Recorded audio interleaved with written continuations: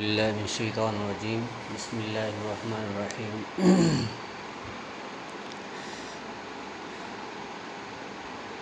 আমি আমার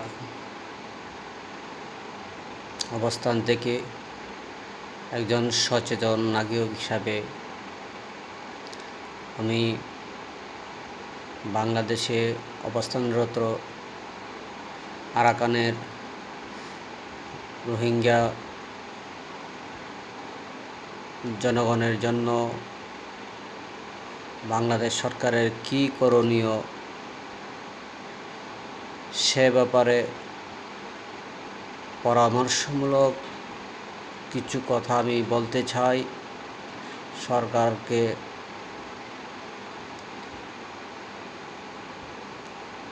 সরকারকে কিছু পরামর্শ দেওয়ার উদ্দেশ্যে অথবা কিছু দিক নির্দেশনা দেওয়ার উদ্দেশ্যে আমি আমার অবস্থান থেকে বর্তমান কেয়ারটেকার সরকার বা অন্তর্বর্তীকালীন সরকার জনাব ইউনূস স্যারকে বলতে চাই, মায়ানমার সরকার কখনো কোনো দিন রোহিঙ্গা মুসলমানদেরকে বা রোহিঙ্গা জনগোষ্ঠীকে ফেরত নেবে না এবং তাদের জন্য তারা কোনো কিছু করবে না।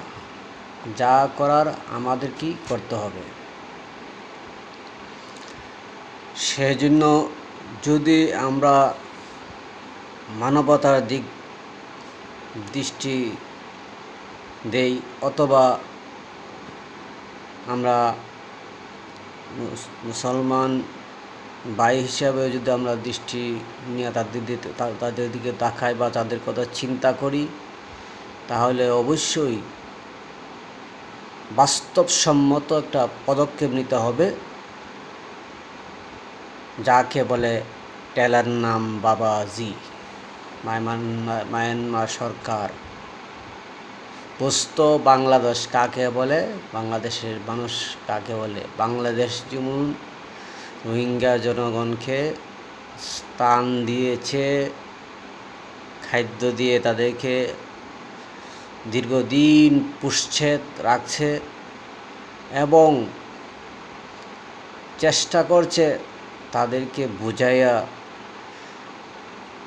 মায়ানমার সরকার এবং জনগণকে এ কথাটা বোঝানো যে তারা তোমাদের দেশের নাগরিক, তাদেরকে তোমরা ফেরত নাও, আমরা তোমাদেরকে সহযোগিতা করছি, আমাদের সহযোগিতাকে তোমরা সম্মান দেখাও। অবশ্যই তারা আমাদের এই সহযোগিতাকে তারা কখনো সম্মান দেখাবে না। অতএব আমি আমাদের সম্মানিত কেয়ারটেকার সরকার জনাব ইউনূস স্যার সহ বাংলাদেশের সকল জনগোষ্ঠীকে আমি একটি কথাই বলতে চাই। সে কথাটা হলো, আমরা ডাকের ভাষায় বা ছন্দের ভাষায় আমরা বলে থাকি টেলার নাম বাবাজি। সম্মানিত দর্শকবৃন্দ এবং সম্মানিত আমাদের বর্তমান অন্তর্বর্তীকালীন সরকারের সকল পর্যায়ের সকল নেতৃবৃন্দকে দৃষ্টি আকর্ষণ করে বলছি, আপনারা আমার কথাটা মনোযোগ সহকারে শুনেন এবং সে পথে হাঁটেন, দেখবেন বাংলাদেশের বিজয়, রোহিঙ্গা মুসলমানের বিজয় কেউ ঠেকাতে পারবে না। অবশ্যই রোহিঙ্গা মুসলমানরা আমাদের দেশ ছেড়ে রোহিঙ্গাতে তারা স্বাধীন রাষ্ট্র তৈরি করতে পারবে এবং স্বাধীনভাবে বেঁচে থাকবে এবং তারা চিরজীবনকে আমাদের প্রতি কৃতজ্ঞ হয়ে থাকবে। তো সে কাজটা কি? আমাদের বাংলাদেশে প্রায় 20 লক্ষ রোহিঙ্গা মুসলমান অবস্থান করতেছে। তাদের থেকে বাছাই করে 10 লক্ষ নারী পুরুষ সহ 10 লক্ষকে আপদকালীন 1 মাসের সাময়িক ট্রেনিং প্রদান করা হোক।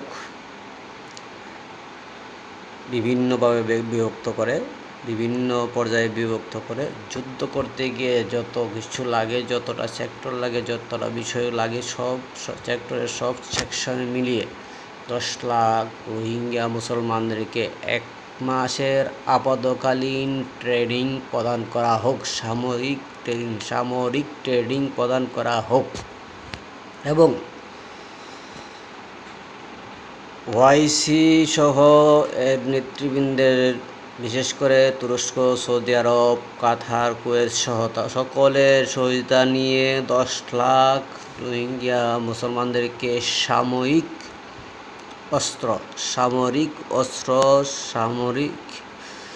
যত ধরনের সহযোগিতা দরকার সকল ধরনের সহযোগিতা সাপোর্টিং নিয়ে তাদেরকে আমাদের সীমান্ত দিয়ে মায়ানমার ভিতরে ছেড়ে দেওয়া হোক।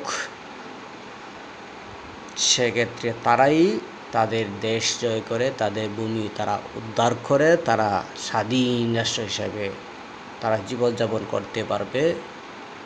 100% গ্যারান্টি ইনশাআল্লাহ। এবং সেক্ষেত্রে পাকিস্তান, তুরস্ক, সৌদি আরব, কাতার সহ ইরান সহ সবাই আমাদের বর্তমান সরকারের পক্ষে থাকবে এবং তারা উপরে তলে সব সার্বিকভাবে সহযোগিতা করবে ইনশাআল্লাহ। এ ব্যাপারে কোনো ধরনের সন্দেহ সংশয় নেই। অতএব আমি বিনীতভাবে অনুরোধ করব, কারো কথা না শুনে, অন্য কোনো দেশের কথা কানে না নিয়ে তাদেরকে 1 মাসের সাময়িক প্রশিক্ষণ দেওয়া হোক এবং তাদেরকে সামরিক প্রশিক্ষণ দিয়ে এবং অস্ত্র, রসদ, খাদ্য দিয়ে তাদেরকে সীমান্ত দিয়ে মায়ানমার ভিতরে ঢুকিয়ে দেওয়া হোক। ইনশাআল্লাহ তারা স্বাধীন হবে, স্বাধীন রাষ্ট্র হবে। আমরা যতটুকু পারি ওপার থেকে তাদেরকে ইনশাআল্লাহ সহযোগিতা করব এবং আমাদের দেশের প্রত্যেকটা জনগণ তাদেরকে সহযোগিতা করবে ইনশাআল্লাহ। সরকারকে সহযোগিতা করবে। সরকার যদি এভাবে পদক্ষেপ নেয় ইনশাআল্লাহ মায়ানমার জনগোষ্ঠী তারা নিজে থেকে তারা আমাদের এই দেশ ছেড়ে তাদের দেশে ইনশাআল্লাহ চলে যাবে এবং তারা গিয়ে তাদের দেশে স্বাধীন রাষ্ট্র হিসেবে বসবাস করতে হবে, স্বাধীন রাষ্ট্রকরণ করতে পারবে। এবং এটা বর্তমান অন্তর্বর্তীকালীন সরকারের জন্য সবচেয়ে বড় সফলতা এবং সাফল্য হিসেবে সারা জীবন রোহিঙ্গা জনগণ এবং আমাদের দেশের মানুষ তাদের প্রতি কৃতজ্ঞ থাকবে এবং তাদেরকে স্মরণ করবে কিয়ামত পর্যন্ত ইনশাআল্লাহ। আমরা যারা সাংবাদিক আছি আমরাও সরকারকে সার্বিকভাবে সহযোগিতা করব ইনশাআল্লাহ। আমরা আমাদের বর্তমান অন্তর্বর্তী সরকার সহ আমাদের ইউনূস স্যার সহ সেনাবাহিনীর প্রধান সহ নৌবাহিনী, বিমান বাহিনীর প্রধান সকলের নিকট আকুল আবেদন, আমার এই পরামর্শটা গ্রহণ করুন ইনশাআল্লাহ। 1, 2, 3 মাসের ভিতরে আপনারা সফল হবেন, সফলতার মুখ দেখতে পাবেন ইনশাআল্লাহ। আসসালামু আলাইকুম রহমতুল্লাহি ওয়া বারাকাতুহু। আমি সকল দর্শকদেরকে ধন্যবাদ জানাই, মুবারকবাদ জানাই এবং বর্তমান সরকারের সকল পর্যায়ে দায়িত্বশীল ব্যক্তিদেরকে ধন্যবাদ জানাই আমার কথাগুলো শোনার পরে একটা পদক্ষেপ নেওয়ার জন্য। ইনশাআল্লাহ পদক্ষেপ যদি নেন আমিও খুশি হব এবং বাংলাদেশের মানুষও খুশি হবে, রোহিঙ্গা জনগোষ্ঠী খুশি হবে, আল্লাহ খুশি হবে। আল্লাহ হাফেজ। আসসালামু আলাইকুম রহমতুল্লাহ।